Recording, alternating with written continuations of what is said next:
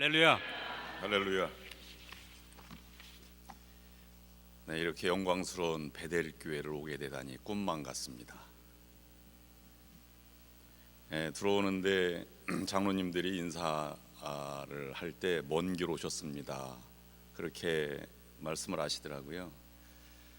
네, 제가 강단 교환주일 때 가본 교회 중에 제일 가까운 교회였습니다. 작년에는 세카라멘토 좋은 교회 갔고요. 그 전에는 몬트레이 가나안 갔고, 그 전에는 유바사랑, 프레즈노, 이렇게 변방만 돌아다니다가 산호세 이렇게 베델교회 오게 되니까 제가 떠올리고 막 두렵습니다. 객관적으로 보면 베델교회는 저희 교회보다 젊습니다. 목사님도 연세 드신 목사님도 앉아 계시지만 얼마 전에 75세 된 새신자가 왔어요, 장로님이. 근데 교인들이 소그룹 모이는데 야, 커피 좀 가져와라 그랬더니 내가 전에 교회에서는 나이가 제일 많았는데 이런 심부름을 하다니, 이렇게 얘기를 하시더라고요. 사람을 설명할 때 어린 아이들을 보면 존재 자체만도 참 기쁨을 가져다 주지요. 그래서 아이들을 보고 뭐 훌륭하다 이렇게 얘기하기는 좀 그렇습니다. 아이는 그냥 잘생겼다, 아 예쁘다 이렇게 인사를 하죠. 미래를 보고 인사하는 거죠. 젊은이들에게 인사할 때는 존재 자체도 물론 중요하지만 미래를 보고 인사합니다. 야, 참 부지런하다, 열심이다 이렇게 인사를 하게 되지요. 나이가 일생을 다 이제 살아오신 분들에게 인사를 나눌 때는 존재 자체도 중요하지만 일생 동안 지켜오고 해왔던 이 일을 칭찬하게 됩니다. 그래서 여러분 부모님, 어머니들을 볼 때 아, 기도의 어머니셨다 이렇게 소개를 하게 되죠. 근데 사람을 소개할 때 세 가지 방법이 있는데요. 문장으로 길게 소개하면 잘 모르는, 잘못 소개하는 겁니다. 송계영 목사는 뭐 기도 그저 적당하고 목소리만 좋아 뭐 이렇게 인사하면 저를 잘 모르는 겁니다. 저 사람은 우락부락하게 생겼어도 사람은 참 착해 이렇게 인사를 하게 되는데, 그럼 그 사람을 전혀 모르는 소개입니다. 왜냐하면 우락부락하게 생긴 것이 어떤 것인지도 불분명할 뿐만 아니라 참 착하다 하는 말도 모호한 그러한 표현이기 때문입니다. 조금 더 구체적으로 설명을 잘하면 이제 형용사를 쓰게 되는데요. 부지런한 사람이다, 또는 착실한 사람이다, 성실한 사람이다 이렇게 인사를 하게 되죠. 그래도 좀 부정확한 겁니다. 착실하다, 성실하다가 무엇을 의미하는지 잘 모르기 때문입니다. 그래서 사람을 가장 일평생을 살아온 것을 가장 정확하게 요약하는 소개는 명사로 소개하는 것입니다. 그래서 기도의 사람 이렇게 말이죠. 왕에게 목숨을 바쳐서 충성하는 신하를 충실한 신하라고 말하지 않습니다. 그건 부정확하기 때문입니다. 그래서 영화 제목 보면 약간 좀 달라지는 뉘앙스가 있긴 하지만 충성을 다해서 목숨을 바칠 사람을 우리는 왕의 남자다 이렇게 인사를 하게 되지요. 그럼 앞에 있는 명사를 위해서 자기의 목숨도 바칠 만한 삶을 살아가는 사람을 가르쳐 말하는 것입니다. 어머니는 기도로 목숨을 바쳤습니다.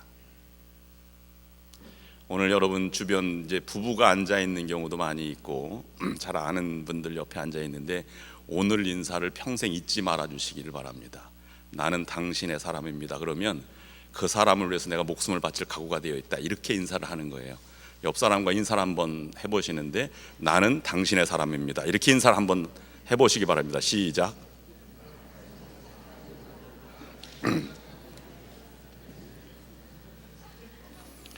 네, 오늘 인사한 것을 아내 되신 분들은 수첩에 적어 놓으시기 바랍니다. 목숨을 바친다며 이렇게 인사를 했는데도 말을 안 듣는다거나 늦게 들어온다거나 그러면 그것을 보여주시기 바랍니다. 우리가 세상을 변화시키는 세상을 정복해온 사람으로 우리가 표현한다면 어떻게 표현할 수 있을까요? 저는 그것이 예수의 사람이라고 표현을 하고 싶습니다. 여러분들도 일평생 한 가지를 위해서 목숨 바칠 만한 그런 가치와 신앙, 자세가 있었으면 좋겠습니다. 저는 여러분 모두가 예수의 사람이면 좋겠습니다. 여러분 모두가 베델의 사람이라고 불렸으면 좋겠습니다.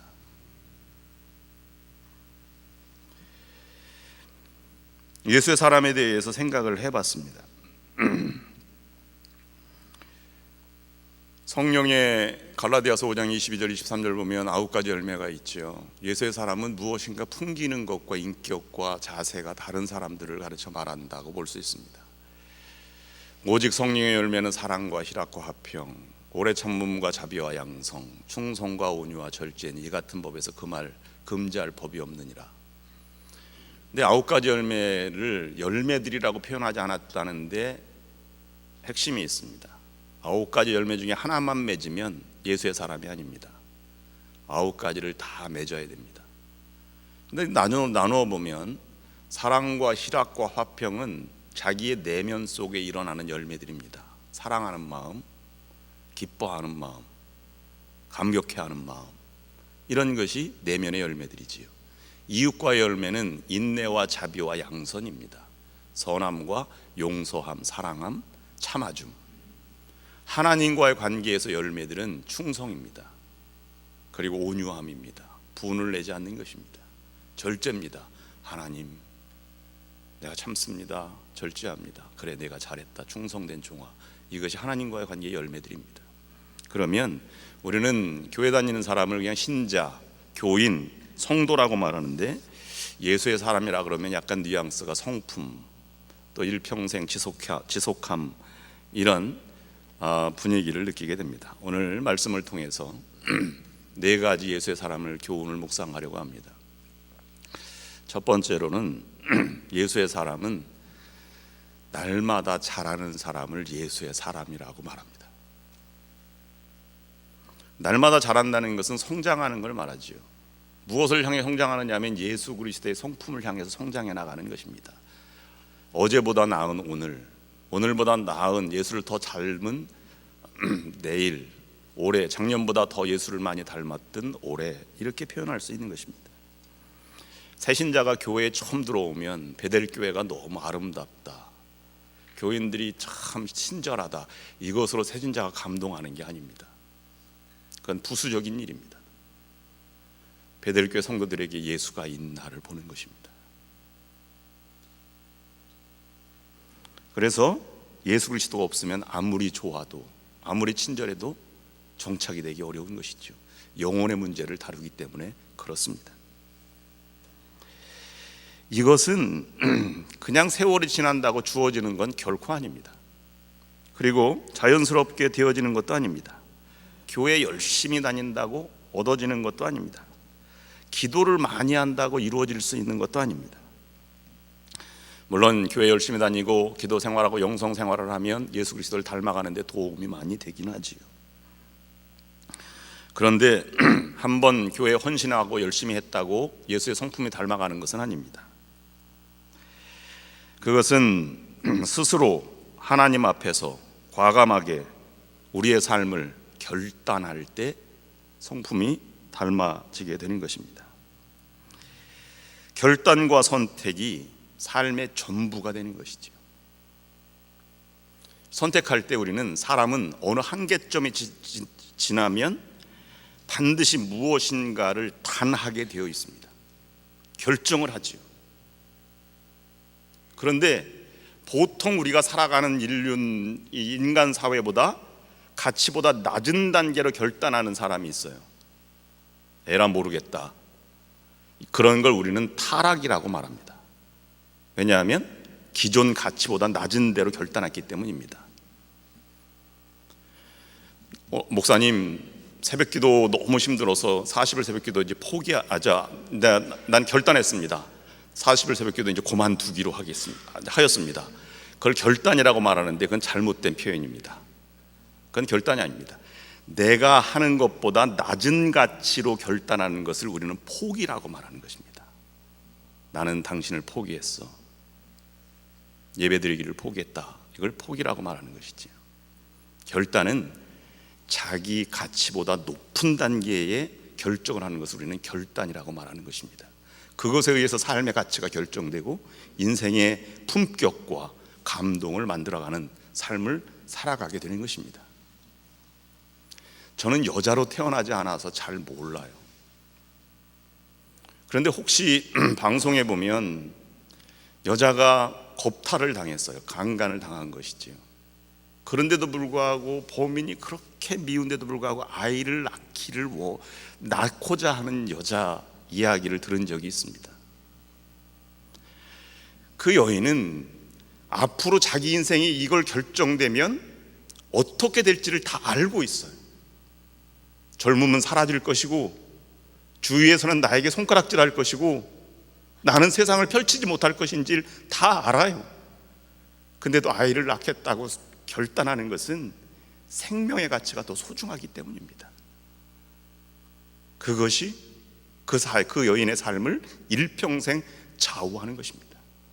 높은 가치를 어떻게 결정하느냐? 생명이 사느냐 죽느냐를 결정하는 것입니다. 그렇다고 한다면 예수 그리스도의 사람, 예수의 사람인 것은 예수가 여러분들의 삶의 전부이고 예수가 선택한 것을 여러분이 선택할 수 있을 때 예수의 사람이 되는 것입니다. 예수님의 생애를 오늘 본문은 물론 가나의 혼인잔치, 물이 포도주로 변한 기적의 이야기입니다. 그런데 예수님을 두 생애로 나눈다면 예수님이 이 세례를 받고 회개하라 천국에 가까웠느니라 이 복음서가 전하는 것으로 이제 공생애가 출발하잖아요. 이 공생애는 약 30살쯤 되었더라. 요한복음에는 3번 유월절을 지켰다. 그래서 3년간으로 보고 있고, 그 다음에 그 이전에를 우리 공생애라고 하는 표현을 안 쓰고 사생애라 이렇게 쓰는데 그 말은 잘 쓰이지 않습니다. 그런데 30년 동안 기다리다가 3년을 살다 가신 분이 예수님이라면 예수님은 한 번에 어느 날 갑자기 내가 십자가를 져야 되겠다 이렇게 해서 지신 것이 아닙니다. 오늘 때에 대한 얘기를 마리아가 묻잖아요. 뭐 포도주가 떨어졌습니다. 내 때가 아니다 이렇게 말하는데 그 때라고 하는 것이 일평생 어릴 때부터 지금까지 내가 메시아로 십자가를 질 때인가 아닌가를 예수님이 계속 때를 기다렸다고 하는 증거로 우리에게 볼 수 있습니다. 그래서 어릴 때부터 배우던 전례와 구약의 율법들, 예언들 이런 것을 보고 겟세마네 동산에서의 결단과 그것을 통해서 십자가를 지게 되신 것입니다. 두 번째 예수의 사람은 예수님만 이야기하는 사람이 예수의 사람입니다. 자랑할 것이 있으면 사람이 마음이 평안하지만 입이 근질거리게 되죠. 전하지 않고는 못 배깁니다. 저희 교인들은 셀폰을 꺼내서 누구를 주로 보여주냐 하면 아들, 딸이 아닙니다. 손자, 증손자 이런 걸 보여줘요. 얼마나 이쁜지. 제가 보니까 뭐 그 아이가 그 아이입니다. 근데 그 자기의 눈에는 그 아이만 보이는 거죠. 왜냐하면 그 아이가 자랑거리니까 말이죠. 사람을 15분 만나면 다 안답니다. 왜냐하면 15분 동안 자기의 인생 최대의 관심사를 얘기하지 않는 사람이 별로 없다는 거예요. 그만큼 중요하면 얘기하게 돼 있다는 것입니다. 여러분이 예수가 그렇게 중요하다면 예수가 15분 만에 나와야 됩니다. 가장 먼저 나와야 되겠지요. 주로 아주 감격적인 얘기를 이렇게 할 때는 자기가 관계에 있는 것이 감격으로 다가와요. 딸아이가 합격에 딱 대학교를 합격했는데 그것을 다가올 때 존재 자체가 달라지죠. 그리고 아들, 딸, 자기의 성공, 아내 이런 것을 자랑하게 되죠. 근데 한 단계만 넘어가면 사람이 자랑거리가 금방 사라져요. 미움이 되고요, 질투가 됩니다. 그래서 사촌이 땅을 사면 어디가 아파요? 배가 아픈 거예요. 자랑거리가 아닌 것이죠. 우리와 관계가 적다는 것입니다. 내가 직접적인 관계가 있을 때 우리는 자랑이 되는 것입니다. 베들교회, 우리 교회는 너무 부흥해야 되는데 목사님도 그렇고 장로님들도 늘 겸손하지 않고 그래서 한데 이렇게 얘기할 수 있습니다. 그런데요, 그렇게 말한다면 그 사람은 적어도 베들교회와 전혀 관계없는 사람입니다. 밖에 있는 사람은 그렇게 얘기할 수 있어요. 근데 안에 있는 사람은 그렇게 얘기하면 안 됩니다. 나와 직접적인 관계가 있기 때문입니다. 제가 우리 아이랑 운동을 시키려고 골프장을 데려갔어요. 근데 골프가 힘들다는 거예요. 잘 못 친다는 거예요. 자기보다야 제가 아빠가 잘 치죠. 아무리 못 쳐도. 근데 이제 설교 준비를 하는데 토요일 날 그 PGA 이렇게 보여주잖아요. 근데 애가 그 PGA를 보면서 아빠도 저기 나가봐 이렇게 얘기하는 거예요. 그 아이는 수준이 얼마나 차이가 나는지 전혀 관심 없습니다. 아빠만 보이게 되는 것이죠. 제가 자녀가 3명입니다. 첫째를 딱 낳았더니 딸이 나오더라고. 둘째를 4년 만에 낳았는데 여자아이가 딱 나오더라고요. 15년 만에 셋째를 낳았는데 이번에는 공주님이 딱 나오시는 거야. 그 새 아이의 아빠인데요, 15년 만이니까 얼마나 귀엽습니까? 이제 10살인데 저는 10살이라고 부른 적이 없어요. 그냥 10세, 11세 이렇게 부릅니다. 우리가 하나님의 자녀라면 하나님이 그렇게 보여야 되고, 예수님이 주님이시라면 예수님이 그렇게 보여야 됩니다. 목사님이 교회의 영적 리더라면 목사님이 그렇게 보일 때 교회가 편안하고요, 속장님, 인도자님, 장로님들이 그렇게 보일 때 우리는 그렇게 살아가는 예수님의 사람이 되어 가는 것입니다. 적어도 관계가 있다면, 예수 그리스도의 은혜를 받은 사람이라면 초대교회처럼 예수 그리스도를 전하지 않을 수 없어요. 그것이 1차적인 관심사이기 때문에 그렇습니다. 아침에 나와서 이렇게 쭉 그 예배당을 보고 그 다음에 앉아서 십자가를 바라볼 때 감격이 막 나와야 돼요. 매주 똑같은 감격이 반복돼야 됩니다. 왜냐하면 우리는 세상에서 그렇게 성실하게 살지 못하고 최선을 다하지 못하는 모습이 너무 나약한 모습이 있기 때문이지요. 예배당에 나와 눈물의 감격이 없다면 적어도 셋 중에 하나입니다. 구원받지 않았거나 신앙이 병들었거나, 아니면 구원의 은혜를 잊어버렸거나, 셋 중에 하나입니다. 여러분들이, 저는 늘 십자가를 바라볼 때마다 구원의 감격이 넘쳐나기를 주님의 이름으로 축원합니다. 나는 결코 십자가 외에는 자랑하지 않겠다라고 말한 사도 바울의 그 심정을 헤아려 보아야 한다는 말이죠. 세 번째 예수의 사람은 다른 사람을 볼 때 예수님처럼 대하는 것입니다. 예수님을 대하듯이 다른 사람을 대하는 것입니다. 제가 사생애 얘기를 했는데요, 복음서의 사생애는 2가지 기록이 나와요. 하나는 예수님이 12살 때 예루살렘에 방문했을 때 하나 나오고, 또 하나는 가나의 혼인잔치 내 때가 이르지 아니하였나이다. 이 2 대목이 사생애의 기록이 전부입니다. 그런데 요셉과 마리아는 어릴 때부터 수태고지로부터 예수님, 하나님의 아들을 잉태한 사람으로 키웠잖아요.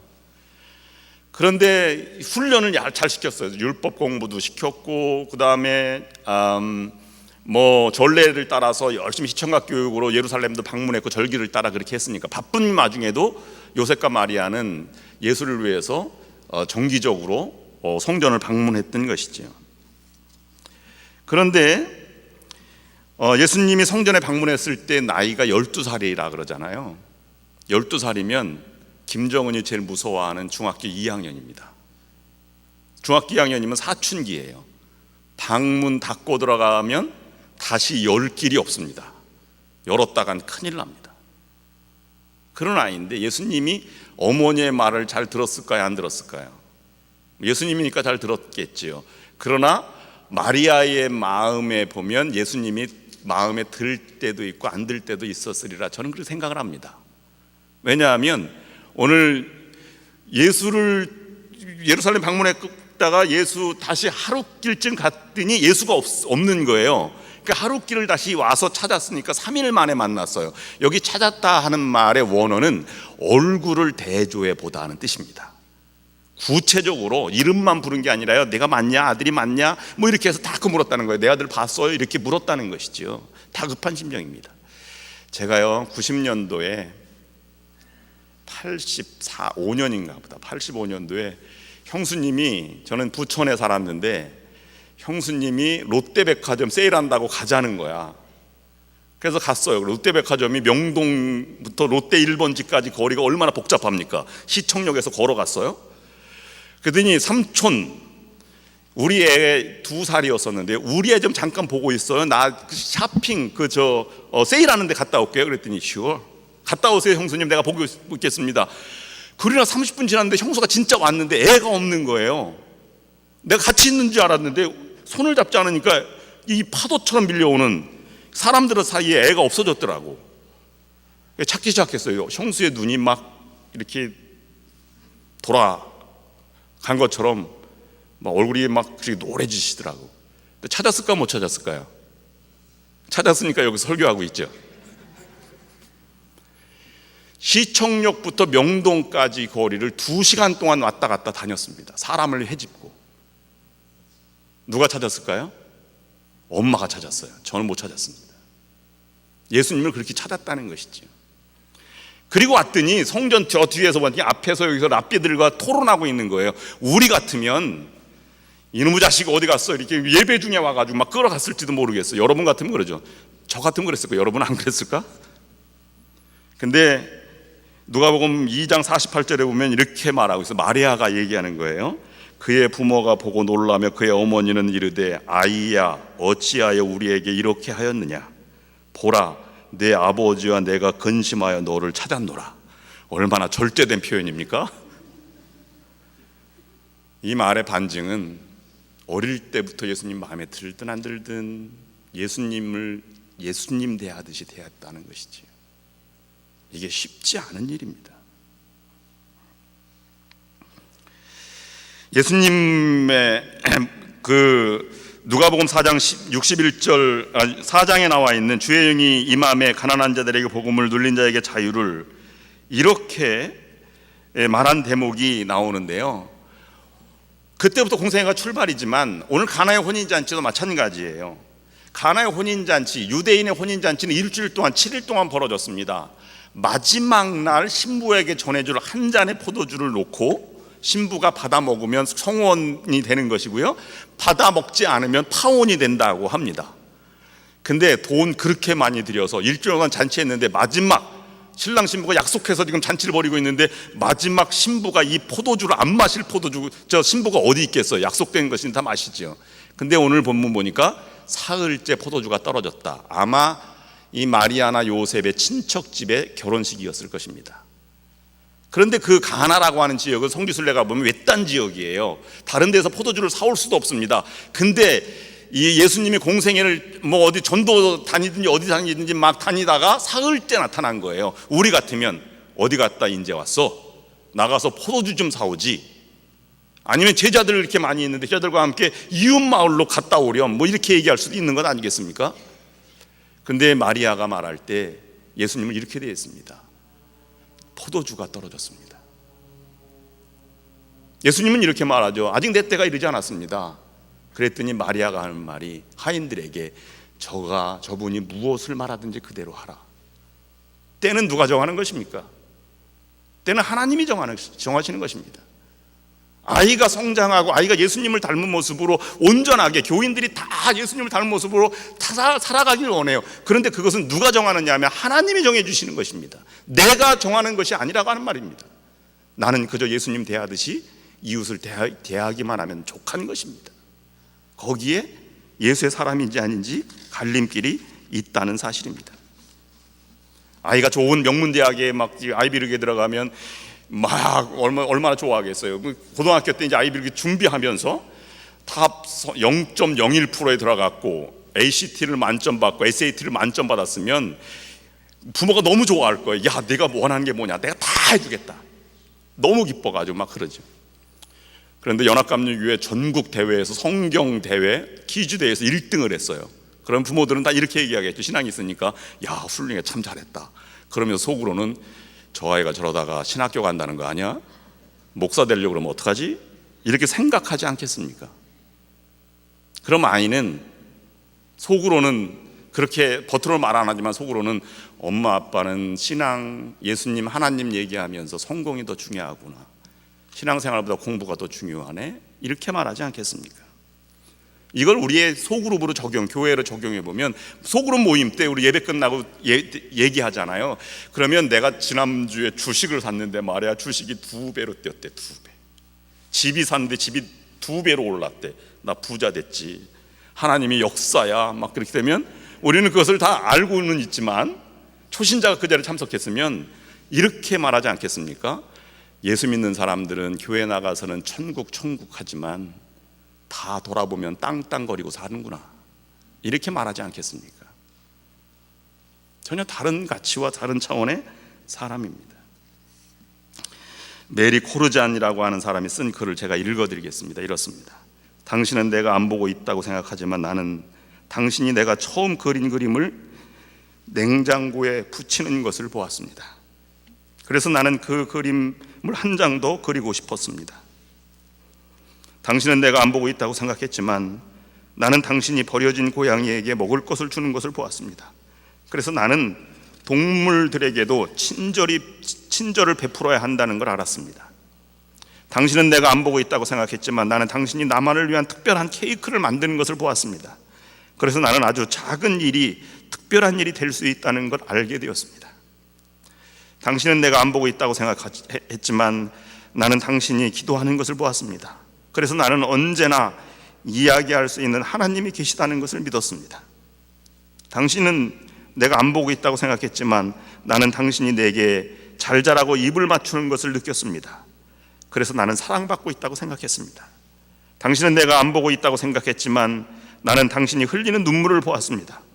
그래서 때때로 가슴 아픈 일들이 일어날 수 있으며 울어도 된다는 것을 배웠습니다. 당신은 내가 안 보고 있다고 생각했지만 나는 당신이 내게 큰 기대를 가지고 있음을 보았습니다. 그래서 나는 내가 될 수 있는 최선의 내가 되고 싶었습니다. 당신은 내가 안 보고 있다고 생각했지만 나는 보았습니다. 그리고 당신이 내가 안 보고 있다고 생각했을 때 내가 본 모든 것에 대해 감사하다고 말하고 싶었습니다. 마지막 네 번째는, 예수의 사람은 문제가 먼저 보이면 세상 사람이고요, 해답이 보이면 예수의 사람입니다. 예수의 사람은 문제의 해답을 찾아가는 사람이기 때문에 그렇습니다. 예수의 사람은 그러므로 문제를 지적하는 사람이 아니라 해답을 찾아가는 사람입니다. 교회 밖에 있는 사람들은 문제를 먼저 보게 되어 있어요. 교회란 뭐 이런 것이야, 왜 그래, 이렇게 얘기할 수 있습니다. 왜냐하면 사람의 본능이 부정적인 것, 타락한 본능이기 때문에 부정적인 것이 먼저 보이게 마련이기 때문입니다. 그런데 오늘 본문 보면 마리아가 저가 시키는 데는 무슨 일든지 하여라 라고 했을 때 맨 마지막에 보면 물떠온 하인은 알더라, 그렇게 표현이 되고 있습니다. 먼저 어려움에 처했을 때 사랑한다면 해답이 보이는 것입니다. 아이가 막 사고가 났어요. 그러면 누가 쳤는지 왜 그랬는지가 부모에게는 아무 중요하지 않습니다. 그건 차후의 문제예요. 어떻게 하죠? 애를 살리는 게 우선 아니겠습니까? 예수님의 사역을 잘 보면 문제를 지적한 사역은 하나도 없어요. 내 믿음이 너를 구원하였느니라, 안진뱅이에 그렇게 말했고요. 내 옷을 누가 만졌느냐, 이렇게 문제를 제시하지 않고 평안히 가라, 내 죄에서 노임받을지어다.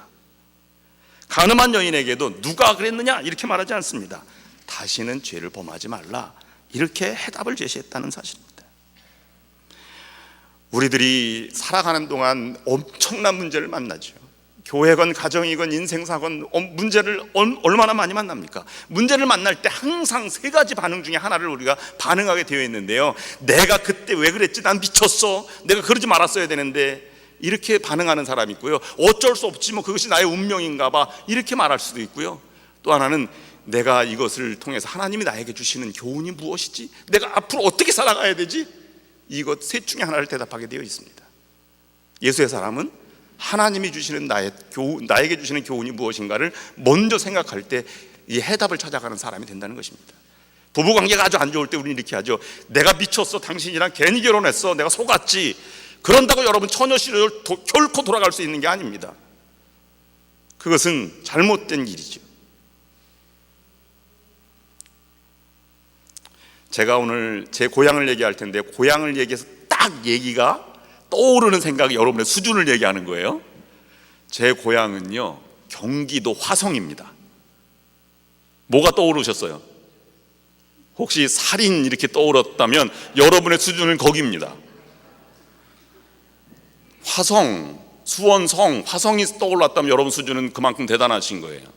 정조 대왕이 떠올랐다면 여러분은 위대한 분들입니다. 화성에는요, 전국에서 가장 큰 인구가 많은 도시고, 요즘은 시가 됐죠. 매형이 사료업을 했어요, 화성에서. 근데 사료업이 잘 될 때는 엄청 잘 돼서 굉장히 크게 됐죠. 그런데 이제 그 AI 조류독감이랑 구제역이 발병이 됐을 때 망하기 직전이에요. 사가는데 아무것도 돼지, 닭 이런 것을 다 처분하잖아, 살처분하잖아요. 그러니까 팔 데가 없어요. 너무 살 길이 막막해서 막 분주하게 그래도 남아있는 사료를 팔려고 다니다가 보니까 교통사고가 난 거예요, 앞에서. 어린아이가 차에서 치었는데 또 인도로 이렇게 넘어져서 피를 흘리고 있어요. 자기가 너무 다급해가지고 바빠서 그걸 보고 저 아이는 죽었겠다라고 생각해서 한참 지나가는데 느낌이 이상했습니다. 돌아와 보니까 자기 애예요. 제 조카죠. 수원 성 빈센트 병원으로 급하게 옮겨서 앰뷸런스를 타고 거기 갔습니다. 그 현장은 어떻게 됐는지 알지도 못하고요. 그래야 여기를 이 배꼽부터 여기까지를 다 절단에 개복해가지고 간이 떨어진 걸 다시 이어붙이고, 이걸 다 아버지가 봤어요. 그리고 다 의사 선생님이 가망이 없습니다 그랬는데 나중에 수술 끝나고 살겠습니다 이렇게 얘기했습니다. 감사합니다 하나님. 그리고 돌아왔어요. 가해자가 찾아왔습니다. 여러분 같으면 어떻게 하겠습니까? 매형은 그때 이렇게 얘기했습니다. 아이는 살았고 당신도 살기 위해서 이렇게 힘들게 과일 장사를 하고 있는데 내가 보험 처리한 것으로 만족하겠습니다. 나는 당신에게 더 이상 죄를 묻거나 아니면 보상을 바라지 않겠습니다. 그래서 일평생 형제보다 더 가까운 사람의 만남이 시작됐어요. 여러분 어떻습니까? 제가 처음에 목회한 지역이 강원도 양양인데요, 양양은 10,000명 되는 읍입니다. 그런데 감리교 권사의 딸과 옆에 장로교, 양양 장로교의 권사의 아들이 연애를 했어요. 그러니까 둘 다 이제 양양 출신인데 학교를 대학교를 가고 직장을 서울에서 잡았기 때문에 결혼식 청첩장을 했는데 서울에서 결혼식을 한 거예요. 자기들이 다니는 교회에서. 그래서 결혼식을 하면 양양부터 서울까지 6시간, 그때 당시에 90년도에 걸리는데 그 6시간 가는 중에 신부차, 친척차 한 대, 그 다음에 신랑차 한 대, 이렇게 빌려서 이제 서울로 가는 것입니다. 요즘처럼 셀폰이 있거나 이런 것도 아니지요. 여러분 한계령을 넘어가 보시다 보면 한계령 넘어가서 제1옥녀교, 제2옥녀교라고 있어요. 그런데 거기 제2옥녀교 다리를 지나가다가 신부의 부모님이 친척이 탄 관광버스가 다리 난간을 부수고 30m 절벽으로 떨어졌습니다. 그래서 죽은 사람이 8명이에요. 근데 거기에는 부모, 신부의 엄마, 아빠, 형제 다 죽었습니다. 맨 앞자리 오른쪽에 앉았기 때문에. 서울에서 결혼식이 1시인데요, 1시 때 기다려도 안 오는 거예요. 연락도 없고. 2시가 됐습니다. 모든 사람이 다 이제 초조하게 기다리는데 전보가 왔어요. 8명이 죽었다. 그래서 결혼식장이 눈물바다가 됐습니다. 다리가 설 수도 없고 어떻게 할 수도 없습니다. 여러분 같으면 어떻게 하겠습니까? 한참 신부 대기실에 신부는 울고 있고 하객들도 울고 있고 다 울고 있는데 신랑이 젊은 청년인데요, 신랑이 좋은 청년입니다. 목사님께 찾아갔습니다. 목사님, 결혼 주례해 주세요. 무슨 얘기냐 지금 이 상황에. 그랬더니 신랑이 이렇게 얘기했습니다. 목사님, 결혼식을 하고 장례를 치르고 싶습니다. 우리가 지금 결혼식을 하지 못하면 우리는 영영 결혼 못할 수도 있을지 모르겠습니다. 그래서 용단을 내리고 목사님이 결혼주례를 했습니다. 신부에게 갔어요. 결혼식 하자. 무슨 얘기야, 난 일어날 힘도 없는데 어떻게 결혼식을 한다는 말이야. 신부의 손을 잡았습니다. 우리가 지금 결혼식을 하지 않으면 우리는 영영 남남이 될 수도 있어. 내가 남자친구로 장례식에 가는 것보다 사위로 장례를 치르고 싶어. 그럼 결혼식 하자. 그래서 부축해서 결혼식을 올려서 장례를 마치고 지금도 서울에서 잘 살고 있습니다. 여러분, 인생의 문제를 꼭 만나게 되어 있어요. 그런데 그 문제 가운데 어떻게 대처하느냐가 우리 인생을 좌우하는 것입니다. 여러분은 세상의 사람입니까? 예수의 사람입니까?